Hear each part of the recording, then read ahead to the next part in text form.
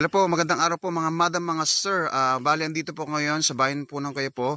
So anyway po, welcome po sa aking vlog, Papa Dom's Lot Vlog TV. So meron po akong ipapasilip ditong properties dito po sa bayan ng Quiapo. At ito po ay overlooking Mountain View po. Ayan po, nakikita niyo po yung bundok na yan. At dito po ay naka-frontage po sa cemented road. At may frontage po ito na mga nasa more or less na mga nasa 400 meters po. Ayan po. At meron na pong poste ng kuryente dito. May source of electricity po dito at internet connection. At may frontage po nga po ito na 400 meters more or less po. Ito po makikita niyo po yung properties po natin. Solo title po ito. EGS po, pero willing po na po sila benta po ito. Dalawa lang po silang pipirma sa deed of sale po. Ayan, napakaganda po ng properties po natin. Pwede pong gawing bakasyonan, rest house, farm, manok na padabong, campsite. Po pwede rin po. Ayan.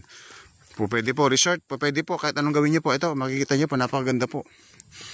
Ayan, pwede rin pong pasture lang yan, rancho, pwede rin po. Ayan, makikita niyo po yung mga puno na yan. Kasali po mga yan. Ito, ayan. Ito po, bali ang area po nito ay 6.8 hectares po mga madam, mga sir. Napakaganda pong properties. Ayan. Ito po. Welcome po kayo dito mga madam, mga sir. Mag-invest na po kayo ng lupa dito po. Napakaganda po ng properties dito. Fresh air po, flood free, tahimik po dito. Perfect na perfect po ito para sa mga home retirement. Yung mga, kung gusto niyo pong magkaroon ng farm, ayan. Ito po, napakaganda pong property mga madam, mga sir, ayan.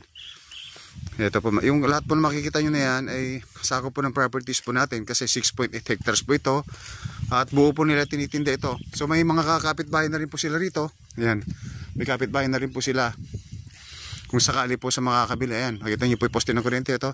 At ang travel lang po nito sa main road ay mga nasa 5 to 6 minutes lang po. At nasa 12 minutes from town proper po ng Quiapo. At nasa 15 minutes po sa SM Rosales po. At SM Tiplex po. Tiplex at Anao exit po. Ayan, makikita nyo po, ayan po. 2 to 3 hour travel po from Manila. So ayan po. Kung interesado po kayo dito sa properties mga madam, mga sir, ay paki-like and follow and share. At paki-click po notification bell para updated po kayo sa ating video na tina-upload sa aking YouTube channel. So ayan po. Ayan, ayan po yung bundok. Ayan, may mga baka po nakapastol dito. Ayan. So ito po. Ayan, so maraming salamat po and God bless po.